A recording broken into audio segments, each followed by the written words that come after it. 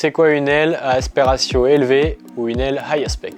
High aspect, c'est en anglais, en français, c'est l'aspect ratio. Donc ça, c'est un terme technique qu'on retrouve dans le design des ailes, que ce soit en aviation ou sur les hydrofoils. Donc l'aspect ratio, concrètement, c'est l'envergure au carré sur la surface. Et donc ça nous donne un ratio qui nous aide à définir une certaine propriété, un certain comportement de l'aile. Ça va beaucoup s'apparenter à un style de pratique et à certaines disciplines.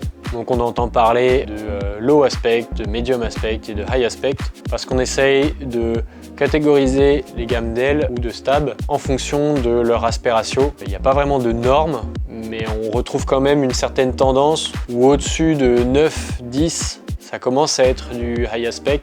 Entre 8 et 10, c'est du medium. Et en dessous de 8, on est sur du low aspect, même si le terme low aspect est très peu utilisé.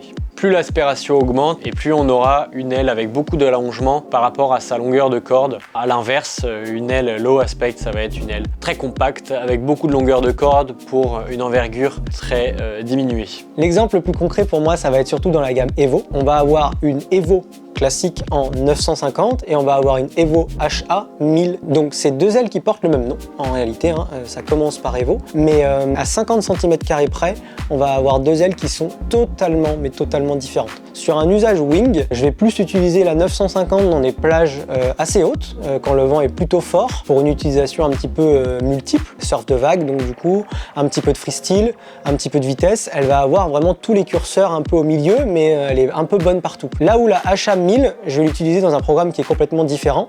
De par son aspect ratio, donc qui est très fort de 12,1, je vais l'utiliser plutôt sur de la plage basse. J'arrive à les décoller dans des vents qui sont très faibles, du 8 nœuds, du 10 nœuds. Après, ce qui est différent aussi à l'usage, encore une fois, sur la 950, on va avoir des bords qui sont assez droits, un câble qui est relativement normal.